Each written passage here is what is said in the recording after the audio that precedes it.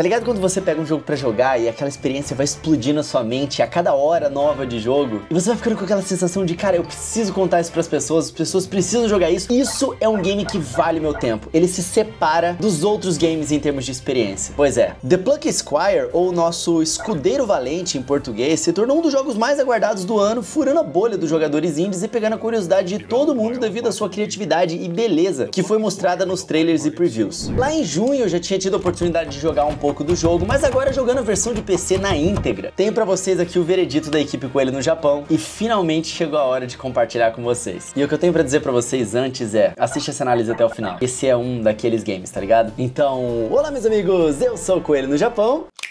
E eu topei a missão de cobrir os principais lançamentos do ano para Nintendo Switch, mas que também são jogos em sua maioria multiplataforma, né? É por isso que muita gente que não tem Switch ou tem apenas PC, PlayStation, Xbox acompanham aqui o canal. E se você quiser acompanhar esse conteúdo, já deixa um likezão, inscreva-se aqui no canal e ativa o sininho de notificações. E se quiser me ajudar a fortalecer esse conteúdo, já deixa o likezão e hypa esse vídeo aqui também. Assim mais pessoas vão saber como é The Plucky Squire ou o Escudeiro Valente. Agora sem mais delongas, vem comigo nessa aventura.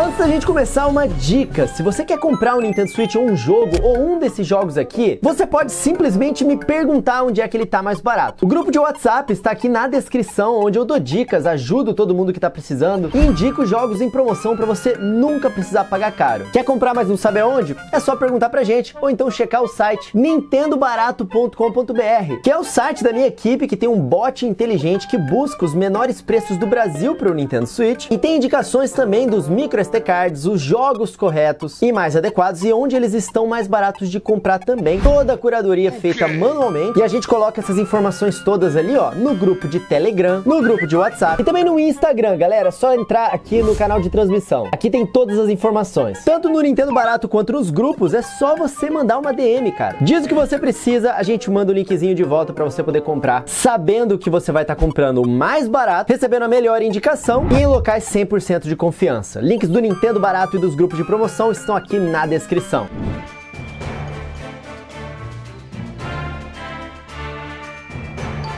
Normalmente nas análises aqui do canal, vocês sabem, a gente descreve um pouco o jogo antes de dar opinião sobre ele, pra poder explicar como que a gameplay funciona, como que são as diferentes mecânicas e elementos, e depois dizer o que a gente acha de cada uma delas. Mas não tem como nesse caso. Simplesmente não dá pra não fazer comentários opinativos em cada um dos seus aspectos. O Escudeiro Valente é um jogo de aventura, e por chamarmos de aventura, ele é um jogo que traz uma jornada e possui uma gameplay aberta a diversos tipos de possibilidades. Por exemplo, um jogo de puzzle, ele precisa de puzzles do início ao fim. Um jogo de luta, ele precisa entregar combates ilimitados, seja online, com amigos ou com um NPC. Agora, um jogo de aventura só é necessário ter uma jornada, mas como essa jornada é preenchida em termos de gameplay, fica por conta dos desenvolvedores. Você pode ter um pouco de ação, um pouco de puzzle, um pouco de plataforma, um longo trecho de história ou algo único sendo apresentado pela primeira vez no jogo. E essa é uma pegada muito forte em The Plucky Squire. O diretor desse jogo e fundador do estúdio do game, James Turner, era um cara que trabalhava como artista na Game Freak, a produtora de Pokémon, e vem a calhar a comparar o gênero aventura nos videogames como se fossem os Pokémon do tipo normal. É aquele tipo de Pokémon que pode ter ataques de todos os tipos fazendo sentido, já que ele não é de nenhum elemento em específico. E é isso que o Escudeiro Valente faz. Ele usa uma base de gameplay de aventura ao melhor estilo Zelda clássico, ou os famosos Zeldas top-down, né? E pros ainda mais íntimos, um Zeldinha. Ele se pega muito nesse sentido. Temos uma espada com ataques variados e todos eles bem similares aos que a gente tem em Zeldinha. Temos inimigos diversos que funcionam de forma única e uma mescla com puzzles inteligentes. Então se você gosta de aventuras clássicas do Link, tem 200% de chance de você gostar desse jogo. Porém, isso é apenas uma base para gameplay e eles constroem muito em cima disso. Porque se permitindo ser um jogo de aventura ou um Pokémon do tipo normal, The Plucky Squire vai incluir diversos tipos de mecânicas diferentes e únicas. Coisas que você nunca mais verá no jogo, mas que que os desenvolvedores quiseram incluir em um capítulo específico, ou como em uma batalha de chefe pra surpreender você, ou como ele quiser, cara. É um jogo que quer ser diferente, ele quer ser especial e ele quer te surpreender. Mas se jogo de aventura vale tudo e esse jogo usa esse recurso pra apresentar diversos tipos de mecânicas, como escolher quais utilizar em uma imensidão de estilos que temos hoje em dia, né? E ainda assim fazer um jogo coeso? Bom, basicamente essa escolha, ela é feita por um critério que permeia toda a ideia do jogo. E esse critério é homenagem. O jogo O Escudeiro Valente é nada menos do que uma grande homenagem aos videogames clássicos, onde vemos que a escolha desses momentos únicos são justamente os desenvolvedores mostrando a coleção de jogos que eles eram fãs e, claro, que faziam sentido aqui nesse game.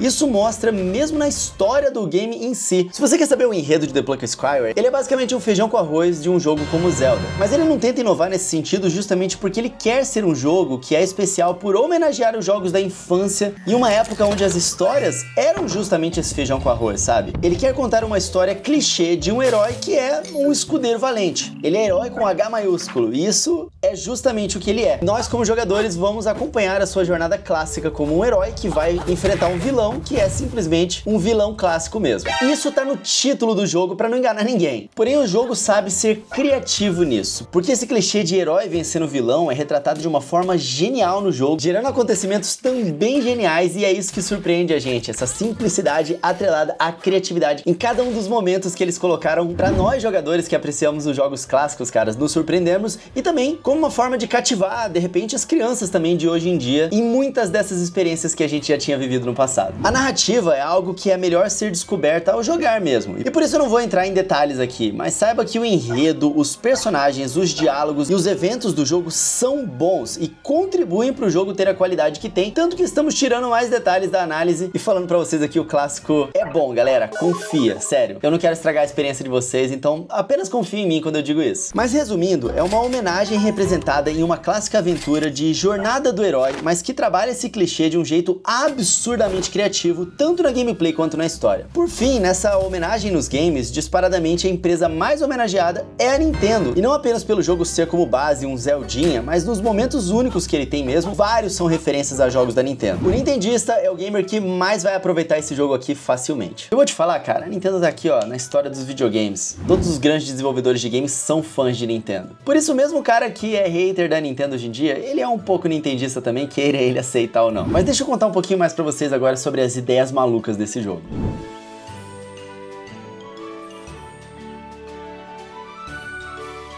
Além de transbordar criatividade e paixão pelos games, outra coisa que impressiona em The Plucky Squire é a execução dessas mecânicas. O escopo do jogo e a complexidade dele como jogo é algo que impressiona, mas que pro jogador, cara, é simples. Mas tipo assim, se você entende algo sobre videogames, você consegue imaginar o quão bizarramente complexo deve ter sido de fazer as coisas que esse jogo faz. Sem brincadeira, talvez esse jogo seja um marco na indústria dos jogos indies, como o game que podemos dizer os indies chegaram lá mais do que os outros anteriores, e eu sei que isso é uma frase complicada e exige uma explicação, então eu vou explicar pra vocês o que eu quero dizer com isso. Um jogo indie, ele pode ser um jogo comum, feito de modo independente, né, mas com menos recursos. Por exemplo, uma plataforma 3D no estilo Sonic, mas não tem os mesmos gráficos, não tem uma banda grande criando músicas pra ele, esse tipo de coisa. Nesse sentido, conhecemos vários jogos indies que fazem coisas desse tipo, né? Eles já chegaram lá. Por exemplo, temos jogos como No Man's Sky, que hoje é um jogo AAA, e é um jogo imenso em escala, mesmo começando de baixo, além de jogos indies também que executaram uma fórmula melhor do que qualquer empresa grande. Por exemplo, Hades, que é um roguelike melhor do que qualquer roguelike de qualquer empresa bilionária, né? Mas se esse nível de excelência já foi alcançado por outros jogos, como que The Plucky Squire se destaca disso? Bom, porque jogos indies também significam ideias malucas, cara. Propostas únicas que poucas empresas grandes, cara, topariam criar um jogo de alto orçamento daquilo. E por ser algo maluco, o investimento não é alto. Então são jogos com apresentações mais simples, mas que se destacam pela sua proposta inovadora. Por aquilo que a gente chama de espírito indie. A gente vê muito isso, por exemplo, nas Indie Worlds da Nintendo. Mas é isso que The Plucky Squire conseguiu. Esse jogo, ele tem o espírito indie, cara. Essa criatividade tão característica de jogos independentes, com ideias malucas e coisas que empresas bilionárias bilionárias de altíssimo orçamento não colocariam no jogo AAA, mas ele tá longe de ser um jogo de baixo orçamento ou um jogo simples. Primeiramente porque o jogo ele mescla de forma muito interessante dois tipos de perspectivas. No começo, a gente tá em um livro e ele é gráfico de desenho, assim como um livro infantil. Porém, o jogo ele também tem momentos que se passam no quarto aonde o livro está.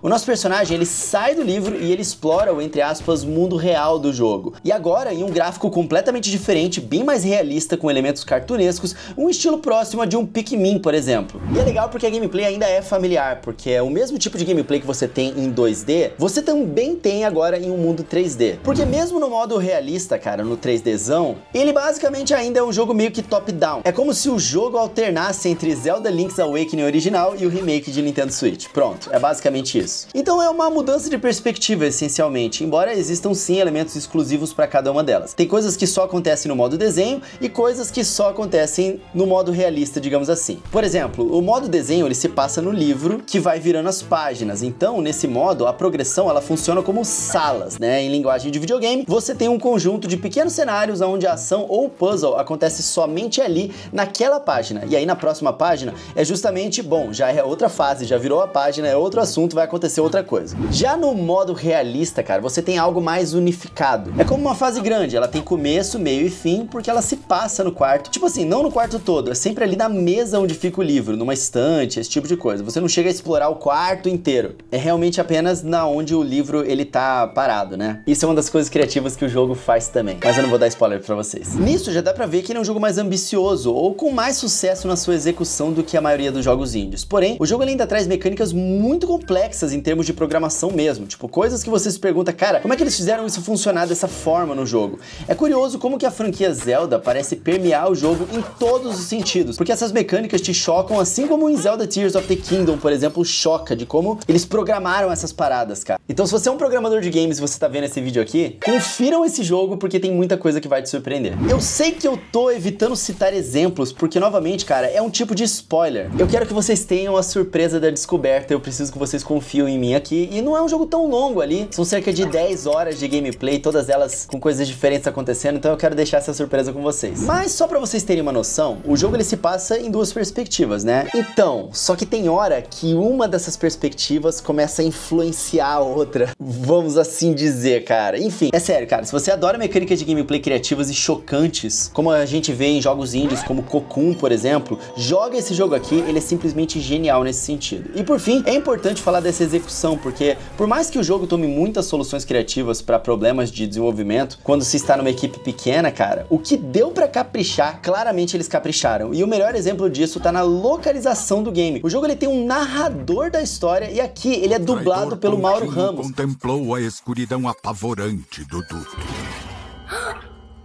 dentro do qual uma morte aterrorizante e solitária o aguardava. Que é a voz do Shrek, do Pumba e do Sully de Monstros S.A. Tá vendo, pai? É por isso que o povo te adora. Mesmo no leito de morte, ainda faz piadinhas. É um prazer que me conheça. Oh, majestade, eu me afasto aos seus pés.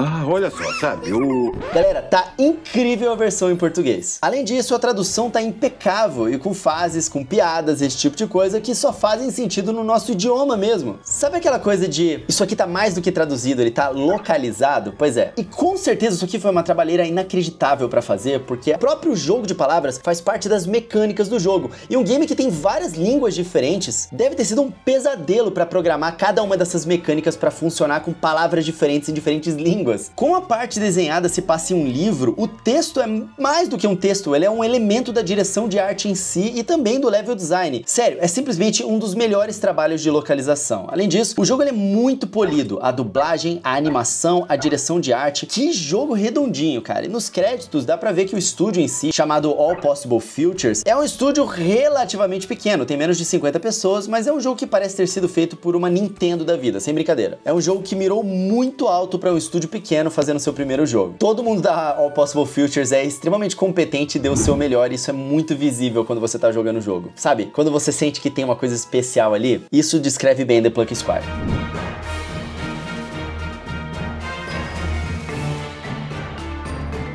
Bom, eu só descrevi muitos elogios aqui, mas será que o jogo é perfeito? Deixa eu avisar vocês sobre alguns defeitos e coisas que incomodam no game também. Definitivamente não é um jogo perfeito, mas dá pra dizer que todos os problemas dele são meio que coisas que poderiam ser melhores ou coisas que não são necessariamente problemas, mas que alguns jogadores podem não gostar a ponto de se desinteressar pelo jogo. Isso não vai valer pra todo mundo, então é importante eu avisar vocês. Primeiramente, em termos de coordenação motora, ele é um jogo muito fácil, tá? Ou seja, é um jogo ótimo pra criança. Você pode colocar o seu filho pra jogar ou você pode jogar ali relaxando. Mesmo oferecendo dois modos, o modo aventura e o modo história, que deveria ser meio que um modo fácil e um modo normal, né? O modo aventura deveria apresentar desafio e ele não apresenta. Como o jogo ele tem muitos estilos de gameplay, inclusive em batalhas de chefe, pode ser que você tenha mais dificuldade em uma ou em outra batalha, porque não é a sua aptidão naquele estilo específico, mas no jogo normal em si, ou seja, no Zeldinha-like, é muito fácil. Isso porque é muito frequente inimigos derrotados droparem corações que restauram vidas, né? É muito frequente. Então, mesmo apresentando um bom elenco de inimigos que variam do seu modo de ataque, você não se importa tanto com isso, porque você precisa vacilar demais pra morrer no jogo. No geral, você quase que aperta botões de ataque e desvio desenfreadamente, e mesmo que isso te faça levar dano, é tipo, tudo bem, daqui a pouco vai sair um coração que vai recuperar minha vida. Em termos de puzzle, já não tem esse problema, né? Ou característica, sei lá, porque claramente isso é proposital. Os puzzles em si são bem desafiadores pra um jogo que não é de puzzle. Inclusive,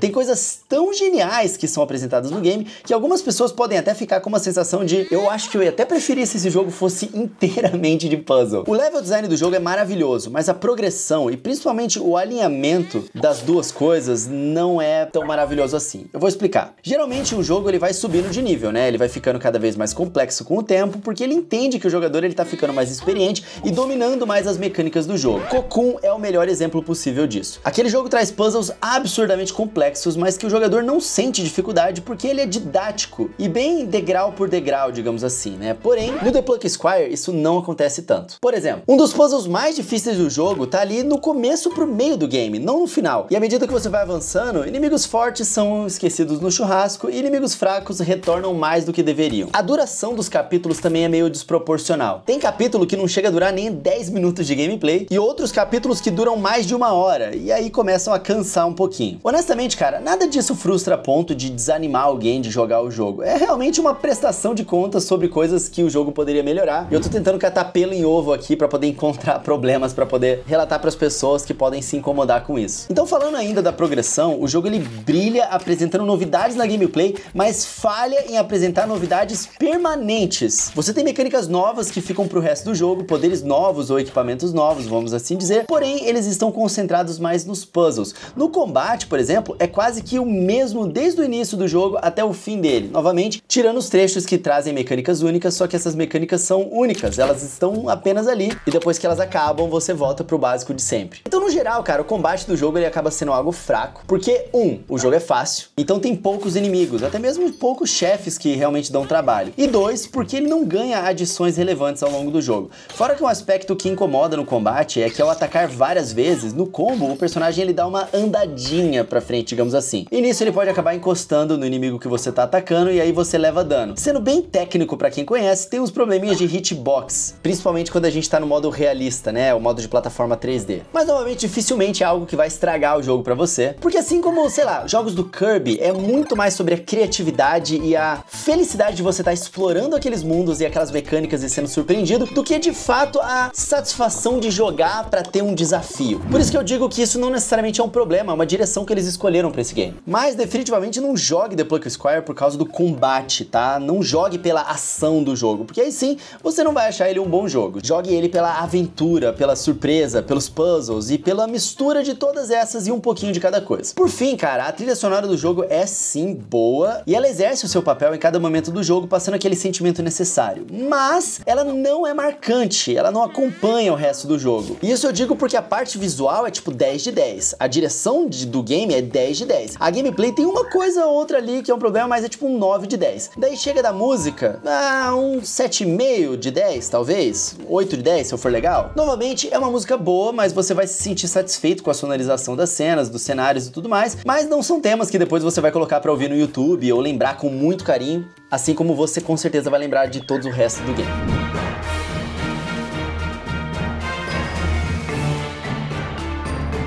Concluindo, cara, claramente The Pluck Squire tem alguns elementos que podem melhorar, mas não deixa de ser impressionante o que eles conseguiram fazer com esse jogo. O nível de carinho, o nível de polimento, de criatividade e carisma é absurdo. O jogo ele é uma homenagem aos games, em especial à Nintendo, das mais lindas já feitas, de verdade mesmo. Quem viveu os games e as mecânicas que The Pluck Squire homenageia, vai amar reviver isso aqui dessa forma tão carismática. E quem não viveu, vai amar conhecer pelo jogo como se fosse uma história de um parente contada num super teatro de bonecos, ou num livro infantil, que é justamente o que esse jogo é. É uma jornada do herói clássica, como uma homenagem tem que ser, mas que sabe contar essa história de uma forma criativa, assim como ela consegue até mesmo emocionar de um jeito diferente depois das suas 10 horas de jogo. E não, 10 horas não é pouco, você sente que é isso que o jogo tem que durar mesmo. Ele não é arrastado, ele não é pequeno, ele tem a duração certa pra ele. O Escudeiro Valente traz inúmeros momentos marcantes e entra pra elite dos jogos independentes, trazendo aquele espírito de originalidade de jogos indies pra um jogo de escopo e execução impressionante. Dizer que The Pluck Squire é um dos melhores jogos indies de todos os tempos pode ser uma frase ousada, mas sendo honesto, é verdade sim. E é por essas e por outras que a nota técnica da equipe Coelho no Japão para o Escudeiro Valente, analisando assim de forma mais objetiva e técnica mesmo, é uma nota 9 de 10. Isso porque algumas coisas como a trilha sonora ou a progressão e principalmente o combate poderiam ser melhores. Porém, o que esse jogo faz bem, ele faz tão bem e é tão superior e tão marcante que a tier list do jogo, ou seja, o nosso veredito pessoal da nossa experiência e recomendação do jogo para Nintendo Switch, é simplesmente a tier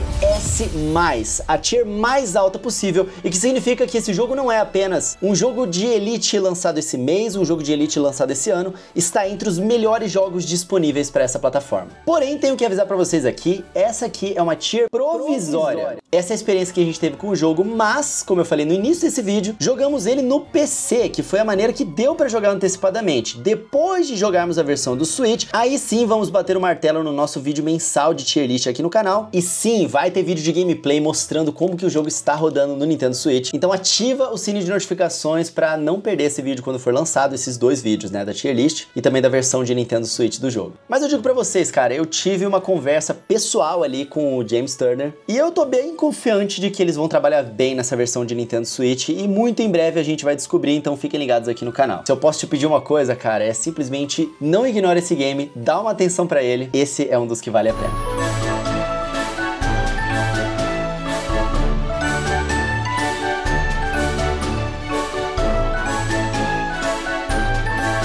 É isso aí, meus amigos, essa foi a nossa análise sem spoilers aqui de The Pluck Squire ou o Escudeiro Valente. Eu espero que vocês tenham gostado de acompanhar. Se você curtiu, deixa o likezão aqui no vídeo, inscreva-se aqui no canal para ficar por dentro de tudo sobre o universo Nintendo e também vários desses jogos multiplataforma, porque a maior parte dos games que a gente analisa aqui no canal são multiplataforma. Vocês conseguem encontrar os outros vídeos na playlist de reviews aqui do canal. É só você entrar lá na home do canal que vocês vão encontrar tanto os vídeos de análise separado, como esse aqui, como os vídeos de tier list mensais que a gente faz, tá bom? Não deixe de se inscrever aqui no canal e ativa esse sininho de notificações aí pra ficar por dentro de tudo sobre o universo Nintendo e pra não perder os outros vídeos também, dos diferentes quadros que a gente traz aqui no canal, a gameplay, como é que tá rodando o jogo no Nintendo Switch e tudo mais, tá bom? Deixa que a gente faz esse trampo aí pra vocês. Lembrando que aqui na descrição tem os links do Nintendo Barato. Provavelmente vou fazer um sorteio desse jogo, então me segue lá no Blue Sky, @RodrigoCoelhoC, que é a mesma arroba que eu uso lá no Instagram, no TikTok, no Twitter também e no Threads, é tudo @RodrigoCoelhoC, tá? Mas entra aqui nos links da descrição que vocês vão encontrar os links do nintendobarato.com.br, que é o nosso grupo de promoções. Tem lá no Telegram, no WhatsApp, no Instagram, onde for mais conveniente pra vocês. Eu vou avisar quando o jogo estiver em promoção, ou se tiver um cupom mais barato pra conseguir pegar ele, a mídia física dele quando surgir por aí, e também, claro, do sorteio, tá bom? Então fiquem ligados lá nos grupos, que é muito importante, é o jeito mais fácil de ficarem antenados aí, tá bom? Dito isso, meus amigos, como eu sempre digo, sejam sempre gentis com as pessoas, porque isso é o mais importante de tudo. Tamo juntas, muito obrigado aí. Agora sim, meus amigos, eu vou ficando por aqui. Nos vemos no próximo vídeo. Um tapa na pata do coelho pra dar sorte e até a próxima. Valeu!